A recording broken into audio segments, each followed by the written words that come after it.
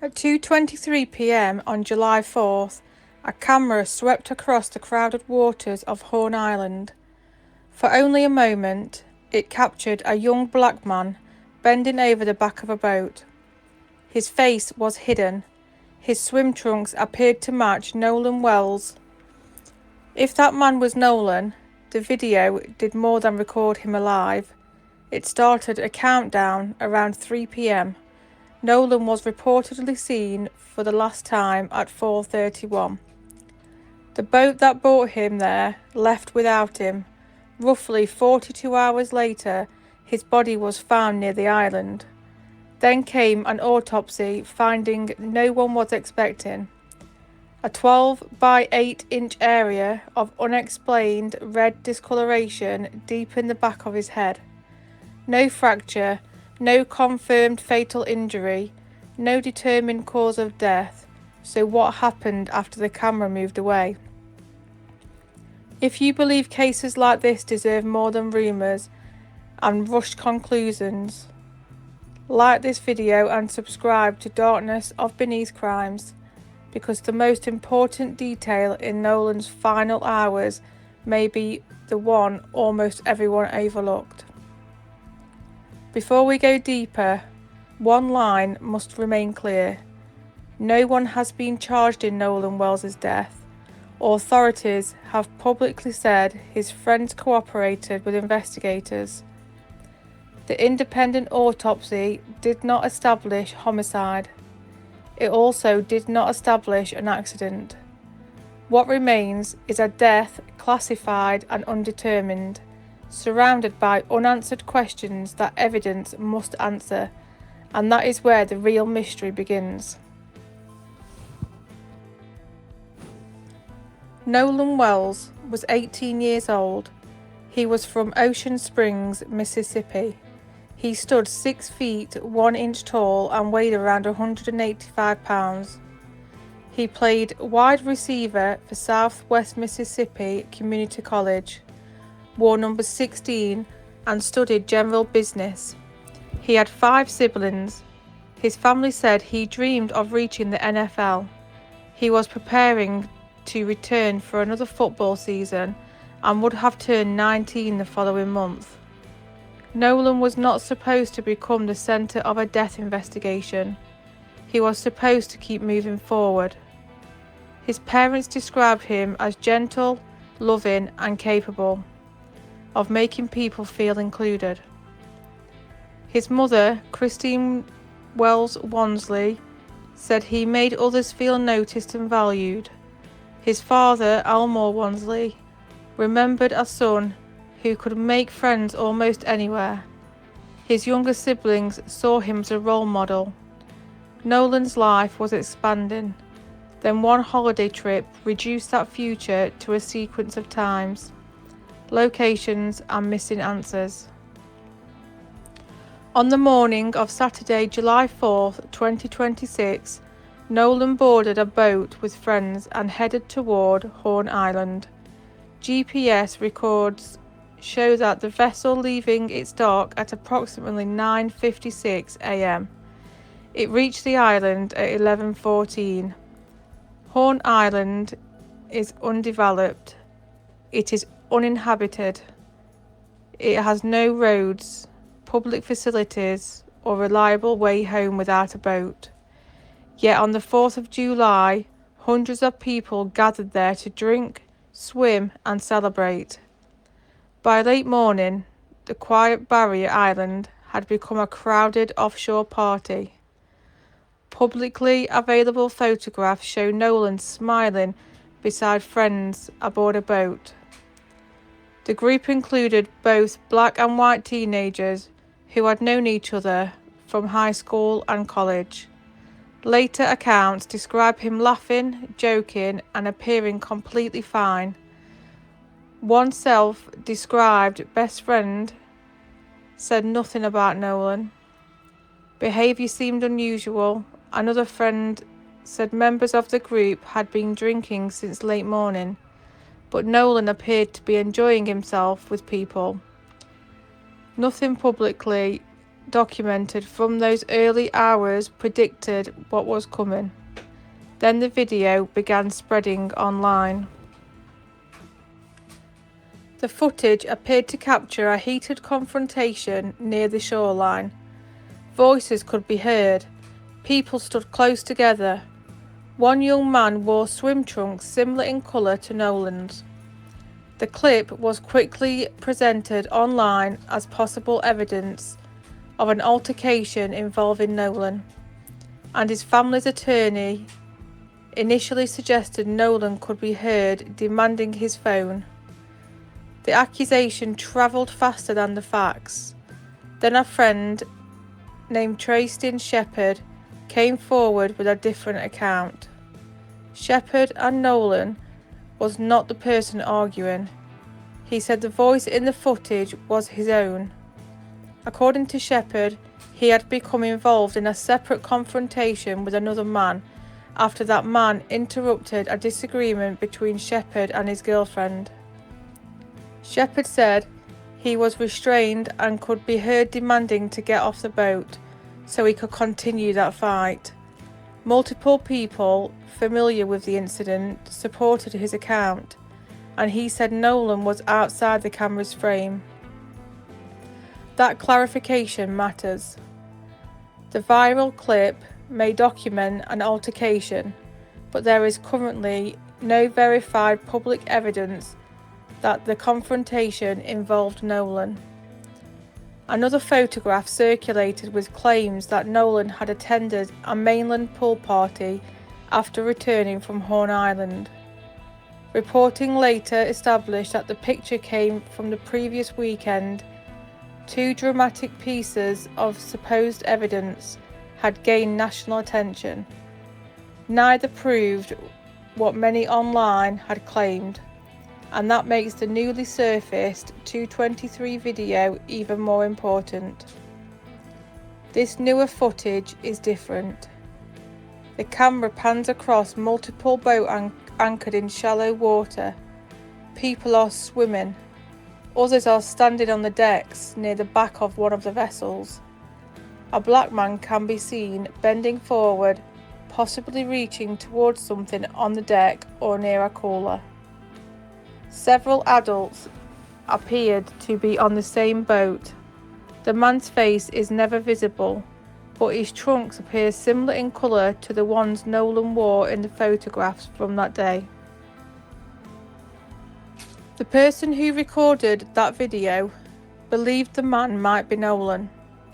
That person reportedly took the original footage to the Jackson County Sheriff's Office and left a copy with detectives. Law enforcement confirmed awareness of the clip. Its metadata reportedly places the recording at exactly 2:23 p.m. If the man is positively identified as Nolan, the footage becomes a documented point on his final timeline. But it also creates another question. Whose boat was he standing on? Was it the boat that carried Nolan to the island? Was it a different vessel? Who were the adults standing nearby? Who owned the boat? And did anyone aboard it speak to Nolan after the camera moved away? Those questions are not accusations. They are investigative doors the boat's designed. Registration and occupants could potentially identify another group of witnesses. The original file could preserve more than an image. It could preserve exact timing, device information, and clues about where the camera was positioned. One anonymous holiday video may have frozen an entire circle of witnesses in place, but only if investigators can identify everyone inside it. The timing is the first emotional anchor. 2:23. Nolan appears alive. If the identification is correct, the next public anchor is approximately 3 p.m, the time repeatedly given for his last known sighting. One friend separately described being with Nolan and others around 3:30. These times may be estimates rather than contradictions. But in a case with such a narrow window, every minute matters. The final verified timeline cannot be built from memory alone. It must be tested against metadata, GPS information, and original recordings. Then the boat developed a problem. Dispatch audio released after Nolan's death captured a caller from the vessel reporting that its bilge pumps had stopped working.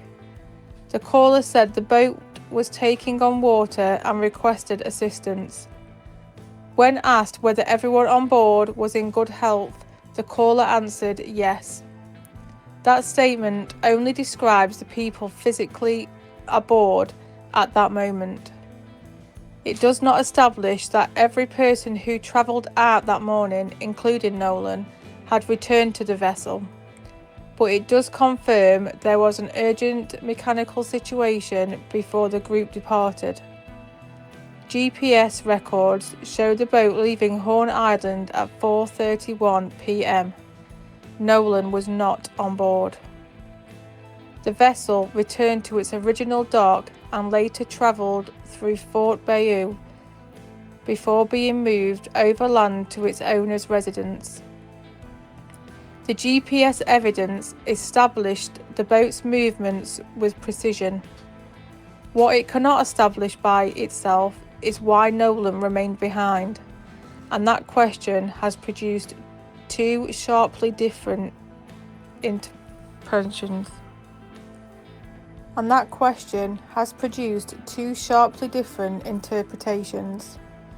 According to initial interviews described by Sheriff John Ledbetter, Nolan chose to stay on Horn Island. Some friends reportedly believed he had met a girl and planned to return on another person's boat. Shepard also said Nolan's indicated he wanted to stay and would find another ride. In that version of events, the group did not knowingly abandon someone without transportation. They believed Nolan had made another plan. Nolan's parents do not accept that explanation. His father said Nolan stayed with the group. If Nolan went somewhere with friends, he returned with those friends. His parents also questioned why an 18-year-old would remain on an undeveloped island while allowing his phone and keys to leave without him. To Nolan's family, that behaviour did not fit the son they knew. And when behaviour suddenly appears to change, investigators must determine whether the explanation is innocent, mistaken, or incomplete. The phone is the second major anchor. Nolan's device returned to the mainland while Nolan remained on Horn Island. One explanation is simple. People spending the day in salt water frequently leave phones aboard a boat to protect them. Another possibility is that Nolan expected to return to the vessel and never intended to be separated from it. Neither possibility can be accepted without testing it against messages, location information, witness accounts, and the time of the phone's final activity. The digital history may show what Nolan believed was about to happen. His family used a location application to find the phone and recovered it from the home of one of his friends. Christine Wells Wansley later said Nolan used Snapchat frequently, but his accounts appeared empty for approximately the day before the family retrieved the device. The family alleged that messages or other material might have been erased. That allegation has not been publicly proven, and an empty account does not by itself identify who removed anything or whether data was deleted at all, but it creates a testable forensic question. The family and the local prosecutor's office have now agreed to inspect the phone together, using experts from both sides. That arrangement is unusual, but it could provide a clearer chain of trust. A forensic examination may determine whether data was deleted, when the activity occurred, whether cloud records still exist, and which applications were active during Nolan's final hours. The phone may not reveal how he died. It may reveal what he planned to do before he disappeared. Hours passed. Around 11 p.m., one of Nolan's friends contacted the United States Coast Guard to report him missing. Nolan's mother said she also received a worried call shortly after 11. After attempting to locate him, she contacted local authorities around midnight, leading into July 5th. Nolan's parents then met an officer in a McDonald's parking lot, while questions were raised over which agency had jurisdiction on the federally managed island. Time was moving, darkness had settled, and Nolan was somewhere offshore. On the morning of July 5th, Nolan's father went out by boat to search for his son. Local, state, federal, and volunteer agencies joined the operation. The United States Coast Guard searched, the Mississippi Department of Marine Resources searched, National Park Service's personnel searched, volunteers from the United Cajun Navy assisted. Nolan's family waited while boats and aircrafts crossed the waters around Horn Island, but the search would not bring Nolan home alive. At approximately 8:45 on the morning of Monday, July 6th, a National Park Service ranger found a body in the water near the northwestern end of Horn Island. It was close to the region where Nolan had last been seen. Dental records later confirmed the body was Nolan Wells. The search had lasted nearly 2 days. The investigation into what happened was only the beginning. Authorities initially said the available evidence did not indicate a crime and publicly expressed the belief that Nolan might have drowned, but the official cause and manner of the death were not released. The Jackson County Sheriff's Office continued investigating and requested original, unedited photographs and videos from the northwest portion of Horn Island. Investigators specifically asked for footage showing Nolan, unusual activity or alleged confrontations. That request reveals what the case still lacked: a reliable reconstruction of Nolan's final movements. By July the 16th, Sheriff Ledbetter said more than 60 witnesses had been interviewed, including the 3 friends who travelled with Nolan. The FBI was also assisting with the examination of digital evidence. Federal agents separately began addressing reported interstate threats sent to people connected with the case. The FBI's involvement did not mean federal investigators had declared Nolan's death a homicide. It meant the evidence and the threats had crossed into areas where federal assistance could be used. Those threats are another danger. People connected to Nolan's final day have reported receiving abuse and death threats. Threatening witnesses does not move a case closer to the truth. It can frighten people into silence. It can flood investigators with false claims. It can transform uncertain evidence into hardened online narratives before forensic testing is complete. Nolan deserves accountability if a crime occurred. He also deserves an investigation that has not been poisoned by invented evidence. If this fact-first investigation is helping you understand how much has been distorted online, like this video and subscribe to Darkness of Beneath Crimes. We are not here to convict people through thumbnails. We are here to follow the evidence until the evidence can no longer be ignored. On July 15th, Nolan's family met with District Attorney Angel Myers.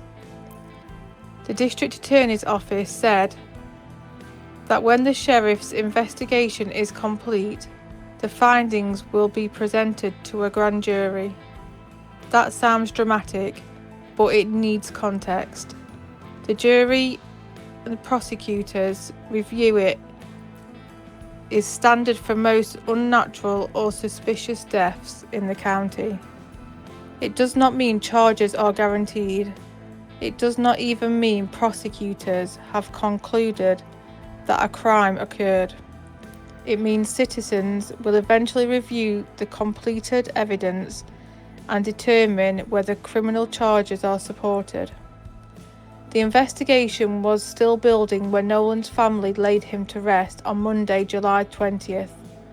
Hundreds gathered at the Center Point Church in Ocean Springs. Reverend Al Sharpton officiated. Nolan's parents spoke about the son they had lost. Tyler Perry paid for the funeral. Former NFL quarterback Colin Kaepernick helped fund the independent autopsy. Spike Lee, former NFL player Terrell Owens, and prominent clergy attended as a Nolan's family determined something painfully simple. A complete account of how an 18-year-old athlete left for a holiday celebration and never returned. During the service, Sharpton announced a $50,000 reward for information leading to an arrest and a conviction. Tyler Perry then matched it. Days later, NFL Hall of Famer Terrell Owens pledged an additional $25,000. The total reached $125,000. That number is powerful. It may convince someone with an overlooked photograph, original video, or first-hand account to come forward. But money can also produce false tips. Every claim will still require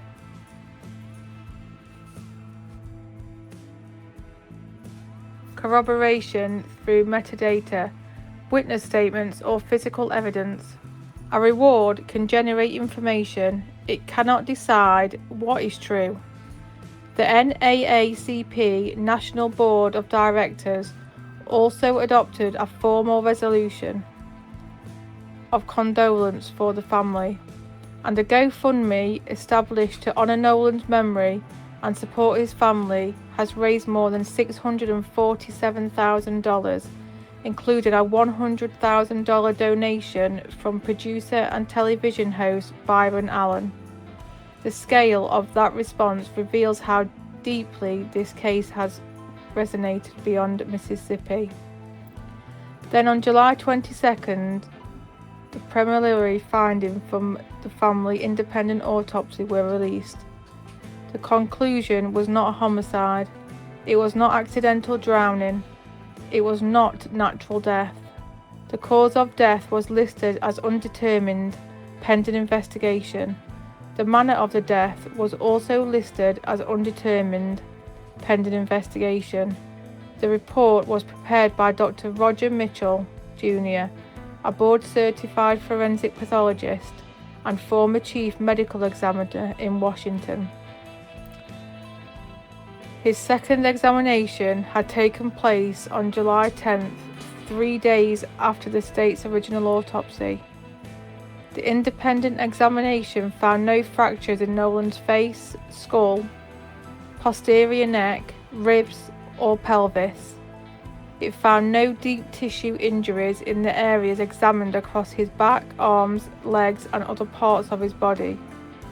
That is significant because it means the second autopsy did not document the kind of extensive trauma that would clearly explain Nolan's death. But the absence of major fractures did not resolve what happened. Instead, one unexplained finding created a new question. During a layered dissection of the back of Nolan's head and neck, the pathologist found a focal area of red discoloration in the deep soft tissue over the occipital bone. The area was recorded as approximately 12 by 8 inches. There was no laceration in the skull above. There was no fracture in the skull beneath it. Due to decomposition and the absence of associated injuries, the pathologist could not determine whether the discoloration represented an injury sustained around the time of death. That distinction is critical. The report did not identify the discoloration as proof that Nolan was struck. It did not determine that the area caused his death. It called the finding inconclusive, but the pathologist considered it significant enough to highlight for further investigation. The report also noted that the area could not have been observed during the first autopsy because the specific posterior head and neck dissection used in the second examination had not been performed. One unexplained area had survived beneath everything. The first examination had already changed. The second autopsy faced major limitations.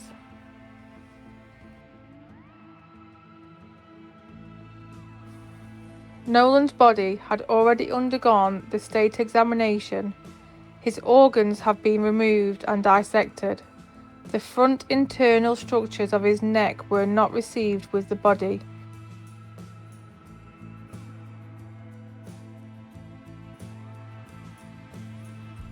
Those included the tracheal and laryngeal cartilage, the hyoid bone and related structures.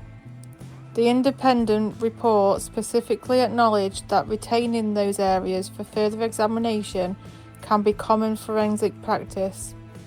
Routine procedure and serious limitations can both be true at the same time, because the independent pathologist could not examine the complete anterior neck. He could not rule out neck injury as a contributor to Nolan's death, because the lungs and airway had already been examined during the first autopsy. He could not directly determine whether water had entered them. He also could not observe the stomach in its original condition, and the independent examination did not conduct toxicology. The state toxicology findings had not been received when the preliminary report was written. This is where the case turns. To determine whether Nolan drowned, investigators need more than the fact that his body was found in water. They need the state examiner's observation of his lungs and airways. They need microscopic findings. They need toxicology. They need to know whether any substances could have affected his airways, his balance or ability to swim. And the pathologist made one statement that reframes everything. When a body is found in water and there is suspicion of drowning, it's important to confirm how that person entered the water. This information is especially important for those deaths of persons who can swim, as is the case with Nolan Wells. That line matters because Nolan could swim. So even if drowning is ultimately established as a physical cause, that still leaves the most important question unanswered.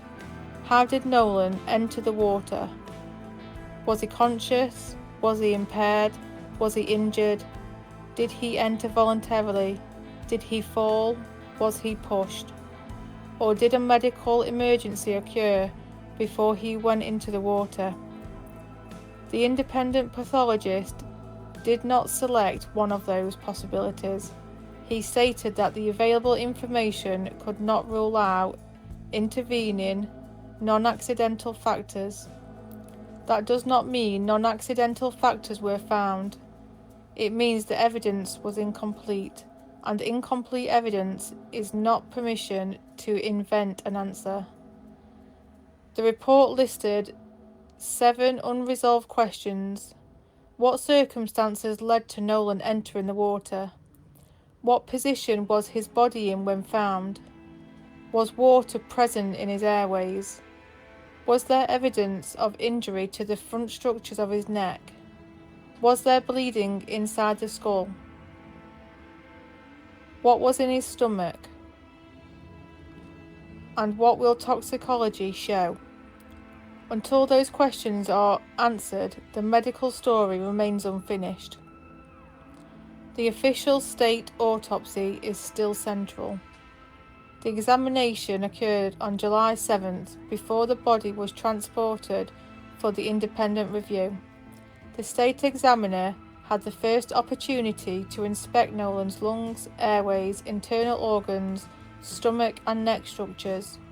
The state results remained unreleased as of July 22nd, while toxicology testing continued. Those findings may answer several questions the second examiner physically could not answer, or they may create a deeper conflict.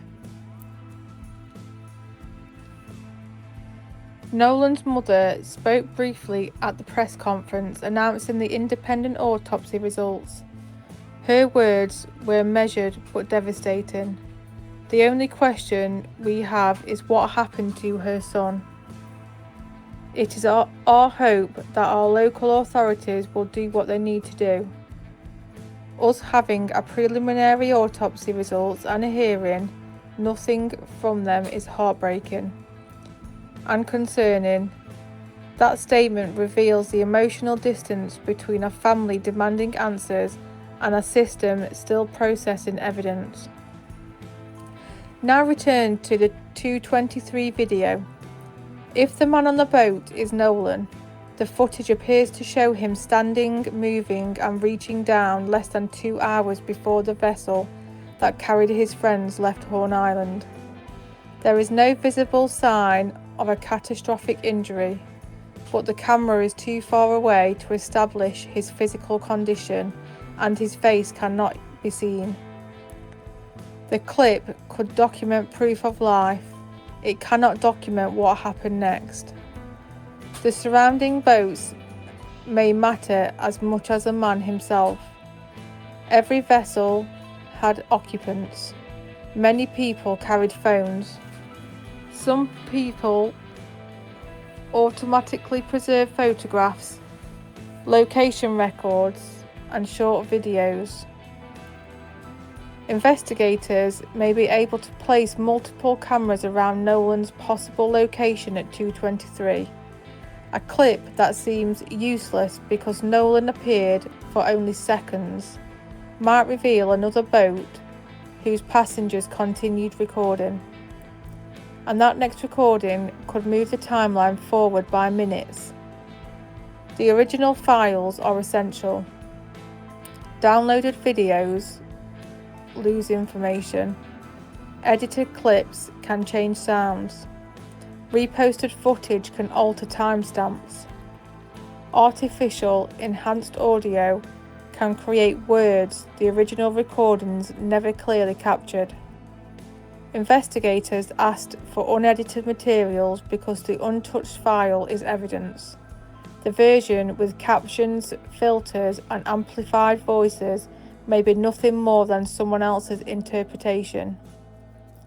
The boat in the 2:23 video must also be compared with the vessels that show Nolan's earlier group photograph. If it's the same boat, investigators can identify who was near him during that moment. If it is a different boat, the witnesses' circle becomes wider. Someone on that second vessel may remember Nolan's condition, what he was doing, and where he went afterwards. One identification could change the entire map of his last afternoon. Then there is the 91-minute period between approximately 3 p.m. and the boat's departure at 4:31. Who last spoke directly with Nolan? Did he clearly say he was staying? Did another boat owner agree to take him home? Was that person ever identified? Did the young woman reportedly speaking with him understand his plan? Was Nolan seen after his original group left? And why has no later public image been confirmed? The answer may be ordinary, but they still have to be documented. The discovery location also matters. Nolan's body was found near the northwest area where he was last seen. Search volunteers have suggested dangerous currents and changing conditions could explain how a body remained or returned near that section of the island. But water movement alone cannot determine why Nolan entered the Gulf. Current analysis can help reconstruct where a body travelled. It cannot reconstruct the human decision or event that came first. There are several possible categories investigators must test: an accidental entry into the water, an injury unrelated to another person, impairment from alcohol or another substance, a medical emergency, an altercation followed by a fall, or deliberate violence. At this stage, none of those categories has been publicly proven. The purpose of an investigation is not to select the most emotionally powerful theory, it is to eliminate possibilities until the remaining evidence supports one conclusion. Race is part of why this case has generated national fear. Nolan was black. Most of the friends who travelled with him were white, though at least one other black friend was also on the boat. He disappeared in Mississippi, a state carrying a long and painful history of racial violence and distrust. That context explains why Nolan's family and many supporters demand transparency. But historical fear cannot substitute for evidence against any individual. It should increase the demand for an independent, careful investigation, not reduce the standard of proof. The same standard must apply to authorities. Saying no crime is suspected before the autopsy is complete can sound premature to grieving families. Saying the independent autopsy proves an attack would also be premature. The correct position is narrower and harder. Nolan's cause and manner of death remained undetermined. One unexplained area was found behind his head. Major fractures and deep tissue injuries were not found. Critical state findings remain pending. The truth exists somewhere inside those limits. At 2:23 p.m, a camera may have captured Nolan alive. At around 3 p.m, the final public timeline begins to blur. And 4:31, the boat left without him. Around 11 p.m, a friend contacted the Coast Guard. Around midnight, his mother reported him missing. At 8:45 on July the 6th, a ranger found his body. On July 22nd, the independent autopsy still could not say how he died. 6 times, one narrowing chain, and an entire life trapped between them. The next breakthrough may not come from dramatic confession. It may come from one original video still sitting on a phone, one timestamp, one witness who assumed someone else had already spoken, one toxicology result, one photograph from the first autopsy, one examination of Nolan's phone, or one person finally explaining exactly what Nolan intended to do when that boat pulled away. Until then, there is no reasonable basis for declaring Nolan's death a murder. There is also no reasonable basis for declaring every question answered. There is only an 18-year-old who left home for the 4th of July and never returned, a family who buried him without knowing why, a $125,000 reward waiting for verified information, a grand jury expected to review the completed investigation, and a medical report with one word where an answer should be. undetermined. If you want Darkness of Beneath Crimes to continue following every verified development in Nolan Wells' case, like this video, subscribe and turn on notifications. Share this story without harassing anyone and without spreading altered footage. Nolan does not deserve the theory that travels fastest. He deserves the truth that survives examination.